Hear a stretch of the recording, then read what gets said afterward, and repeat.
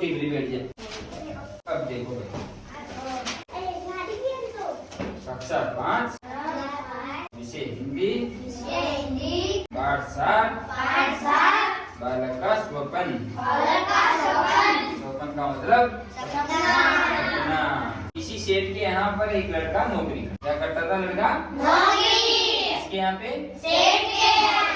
एक रात्रि, रात्रि का मतलब होता है रात। क्या होता है? एक रात स्वप्न में वह चिल्लाया। स्वप्न का मतलब होता है सपना। क्या होता है? क्या होता है स्वप्न का मतलब? तो रात्रि का स्वप्न में वो चिल्ला उठा, ओहो मेरे भाग्य। सेठ ने ये सुन बालक को जगाकर पूछा, अरे क्यों चिल्ला रहा है? वह लड़का कहने लगा, यूं कोई खास बात यानी कि रात को लड़के ने सपना देखा, सपने में कुछ ऐसा देखा तो चिल्लाने लग गया। तो सेठ ने उसको जगाकर पूछा, अरे क्यों चिल्ला रहे है? तो फिर बालक बोला, अरे वो ऐसी कोई बात, कोई खास बात नहीं। अगले दिन सेठ ने उस लड़के से स्वप्न की बात पूछी पर वो टाल गया। फिर अगले दिन सेठ ने पूछा, तो तेरे को सपना आया था बता ना यार। मगर उस चोरा बात को टाल दिया, नहीं बोला। उस दिन से बालक छिपकर पढ़ने लगा। फिर उस दिन से बालक ने क्या करने लगे? बालक छिपकर का मतलब किसी को पता नहीं चले, अपन बोलते हैं नुकर, वैसे छिपके पढ़ने लगे। ठीक है। एक दिन सेठ ने कहा, सुन ले लड़के, आज या तो तू स्वप्न की बात बता दे या मेरे यहाँ काम करना। अब लड़के को एक दिन सेठ ने बोल दिया, या तो तू तारा सपना की बात बता दे मुझे, नहीं तो फिर मेरे यहाँ पे काम करना बंद कर दे। लड़का चतुर था, है ना? लड़का चतुर था और होनहार था, है ना? यानी कि लड़का होशियार था, और चतुर था यानी कि चतुर का मतलब चालाक था। उसने नौकरी छोड़ दी। लड़के ने क्या किया? बाहर निकल, तेरी नौकरी सपना तो नहीं बताऊंगा, नौकरी छोड़। उसने पढ़ाई चालू रखी। लड़के ने क्या चालू रखी? पढ़ाई चालू रखी। इसी बीच उसे गांव के जमींदार के यहाँ नौकरी मिल गई। और इसके दौरान जो होनहार होता है, जो चतुर होता है ना, उसको कहीं भी काम मिल जाता है ना? तो उस लड़के को भी थोड़े दिन बाद में जमींदार के यहाँ पे नौकरी। जमींदार का मतलब जिसके पास में बहुत सारी जमीन है ना, उसको बोलते हैं जमींदार। एक दिन सेठ जमींदार के यहाँ कपड़े लेकर आया। क्या लेके आया? कपड़े। सेठ लेके आया जमींदार के यहाँ पे कपड़े। उसने लड़के को वहाँ काम करते देखा। सेठ ने जमींदार को लड़के के स्वप्न और निकाले जाने की बात बताई। यानी कि जमींदार को सेठ ने सारी बात बता दी कि इस लड़के को सपना आया था, सपने में क्या पता क्या आया था, इसने मेरे को बताया नहीं, मैंने बहुत पूछा, इस वजह से मैंने इस लड़के को नौकरी से निकाल दिया था। एक बात बता दी सेठ ने जमींदार को। अब जमींदार भी पूछेगा उस लड़के। इस पर जमींदार ने बुलाकर कहा, लड़के या तो तू मुझे अपने स्वप्न की बात बता दे, अन्यथा आज ही तुझे अपने यहाँ से हटा दूंगा। परंतु वो लड़का धुन का पक्का था और दृढ़ निश्चय। यानी कि लड़के को बुलाया फिर सेठ जमींदार ने बुला के बोला, या तो तू तेरे सपने की बात बता दे मेरे को, नहीं तो तू आज काम को छोड़ के चला जाएगा। ठीक है। तो भाई साहब जमींदार ने भी है ना, जो भाई साहब छोरे को काम से निकाल दिया। मगर लड़का बहुत दृढ़ निश्चय था, यानी कि उसने अपने लक्ष्य की प्राप्ति करनी थी। उस लड़के को उसको पता था सपने में उसने क्या देखा था, इसलिए लड़के ने ये नौकरी भी छोड़ दी। बाहर में गई तेरी नौकरी नहीं करना, अपने को कहीं दूसरी जगह काम है ना। तो लड़का अपने धुन का पक्का था, यानी कि लड़के ने अपनी पढ़ाई स्टार्ट कर, पढ़ाई बंद नहीं की उसने कुछ न बताया और नौकरी से अलग हो गया। उसने अपना अध्ययन चालू रखा। वह किसी प्रकार अपनी सूझबूझ से राजा के यहाँ साधारण नौकर हो गया और फिर धीरे धीरे उन्नति करते करते एक दिन राजा का मंत्री बन गया। यानी कि वो क्या किया, लड़का पढ़ता रहा, उसको एक राजा के यहाँ पे नौकरी मिल गई। वो धीरे धीरे प्रमोशन हो गया उसका, और वो क्या बन गया?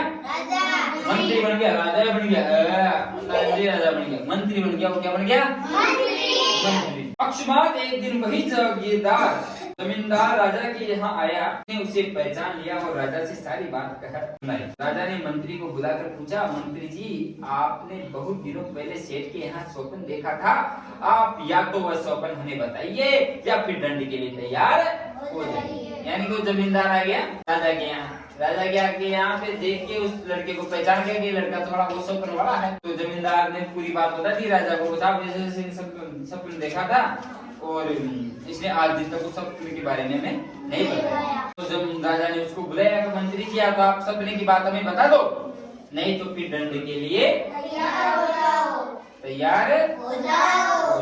मंत्री जी ने स्वप्न बताने से इनकार कर दिया, मगर वो छोरा बहुत तेज था, उसने मना कर दिया राजा को, तो मेरे को तो नहीं बताना सकना, नहीं बताऊंगा। राजा ने नाराज होकर मंत्री को कैद खाने में डाल दिया। अब राजा नाराज हो गया, तो इसको दंड तो मिलना ही था लड़के को। राजा नाराज हो गया, इसलिए बोला कि जाओ इसको कैद में डाल दो। पर नहीं बता रहा यार। कुछ दिन बाद पड़ोसी राजा ने इस राजा पर चढ़ाई करने की सोची। उसने सीमा पर अपनी सेना भी जमा कर ली। ने इस राजा तथा मंत्रियों की चतुराई जानने के लिए 2 घोड़ियां भेजी और पूछवाया कि इनमें से माँ कौन सी है और बेटी।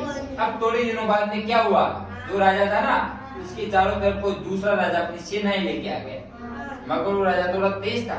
उसने क्या किया कि अपने इसके राजा की और मंत्रियों की चतुराई देखते कितने चालाक है, कितने चतुर हैं, तो उसने बोला कि अपना उसने क्या किया 2 घोड़ियां भेजी। क्या भेजी? 2 घोड़ियां। और बोला कि सेम घोड़ियां भेज दी एक जैसी, और पूछा कि इसमें से माँ कौन सी और बेटी कौन सी। जो आगे चलेगी रुको भाई, रुको जरा सब्र करो, अभी तो आगे पूरी पार्ट बाकी है ना। माँ कौन सी और बेटी कौन सी। सभी ने अपनी अपनी बुद्धि लगाई, पर समस्या का कोई हल न हो सका। राजा का नौकर बंदी मंत्री को नित्य भोजन देने जाता था। उसने सारी बात मंत्री को बताई। राजा की परेशानी सुनकर मंत्री कहने लगा, यह कोई कठिन बात नहीं है, दोनों को नदी में नहलाने ले जाओ। जो पहले आगे नदी में घुसे वही माँ, और जो पीछे चले वो बेटी। भाई साहब, वो जो मंत्री था ना जिसको कैद में डाल रखा था, उसको कोई नौकर खाना देने जाता था। उसने नौकर ने पूरी बात बताई मंत्री को। उसने मंत्री को पूरी बात बताई, भाई ऐसे ऐसे है ना, जो एक पर्सन आया है, ऐसे अपनी सीमा पे कोई दूसरा राजा ने है ना जो अपनी सेनाएं बिठा रखी है, और उसने ये प्रश्न पूछा है और इसका जवाब किसी से लग ही नहीं रहा। उस लड़के ने बोला कि ये तो कोई इतना कठिन सवाल नहीं है, ऐसा करो घोड़ियों को है ना जो नदी के किनारे ले जाओ। जो घोड़ी पहले अंदर जाएगी वो तो माँ है, और जो उसके पीछे पीछे चलेगी वो उसकी बेटी है। आसान सवाल। इसके बाद उसी प्रकार के 2-3 प्रश्न राजा ने भेजे। मंत्री ने सबको हल कर दिए। पड़ोसी राजा ने सोच कर कि इसे हराना कठिन है, अपनी सेनाएं हटा ली। सेनाएं लगा रखा था ना राजा, उसने सोचा कि भाई साहब ये तो पूरे प्रश्नों के उत्तर दे रहे हैं, तो अपने को इनके ऊपर आक्रमण नहीं करना चाहिए। करेंगे तो भाई साहब तो अपने को चतुराई से मार दिए, तो ये तो अपने को ऐसे मार देंगे, इसलिए अपने को आक्रमण नहीं करना चाहिए। उसने संदेशा भिजवा दिया कि जिस व्यक्ति ने मेरे प्रश्नों को हल किया है उससे हम अपनी कन्या का विवाह करवाना चाहते हैं। उस राजा ने एक और संदेश भेज दिया कि जिस व्यक्ति ने मेरे प्रश्नों का जवाब दिया है उस व्यक्ति का नाम बताओ, मुझे मेरी लड़की की शादी इसी के साथ करवानी है। भाई साहब उसके तो लॉटरी लग गई। इस समाचार से राज्य भर में सनसनी फैल गई। उस बंदी मंत्री की चारों ओर से प्रशंसा होने लगी। राजा ने उसे तुरंत मुक्त कर दिया।